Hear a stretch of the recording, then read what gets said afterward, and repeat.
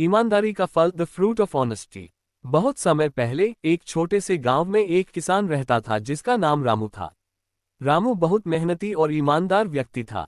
वो हर दिन अपने खेत में कड़ी मेहनत करता और अपनी फसल को अच्छे से संभालता। रामू के पास एक छोटा सा खेत था जिसमें वह सब्जियां और फल उगाता था। रामू की ईमानदारी और मेहनत की चर्चा पूरे गांव में थी। एक दिन रामू अपने खेत में काम कर रहा था कि अचानक उसे जमीन के नीचे कुछ चमकता हुआ दिखाई दिया।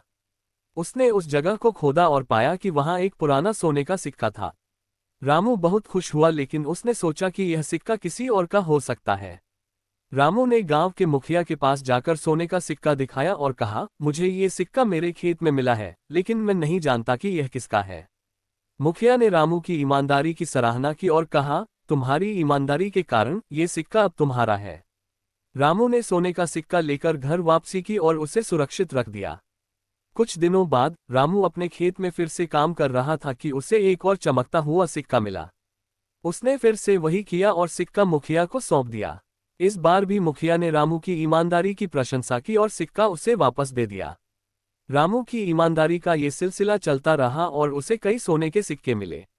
उसने सभी सिक्कों को गांव के मुखिया को सौंपा और हर बार मुखिया ने उनकी ईमानदारी की सराहना की और सिक्के उसे वापस दे दिए। एक दिन गांव में एक अमीर व्यापारी आया और उसने गांव वालों को बताया कि वह एक बड़ा व्यापारिक सौदा करने आया है। व्यापारी ने गांव में एक प्रतियोगिता रखी और कहा, जो भी सबसे अधिक ईमानदार व्यक्ति होगा उसे मैं एक बड़ी संपत्ति दूंगा।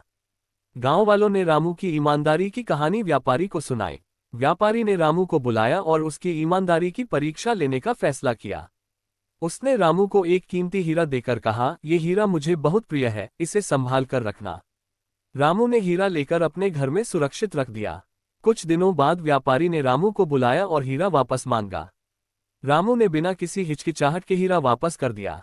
व्यापारी ने रामू की ईमानदारी की सराहना की और कहा, तुम्हारी ईमानदारी के कारण मैं तुम्हें ये हीरा और अपनी आधी संपत्ति दे रहा हूँ।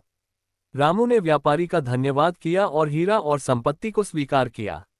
उसने अपनी संपत्ति से गांव वालों की मदद की और सभी के साथ अपनी खुशियां बांटी।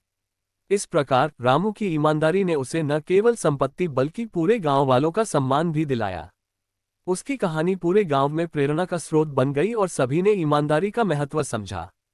हेलो दोस्तों, कैसा लगा आपको कमेंट में जरूर बताइएगा। अगर अच्छा लगा तो लाइक, कमेंट और शेयर कीजिए। इस चैनल पर आप नए हैं तो सब्सक्राइब जरूर कीजिए। धन्यवाद।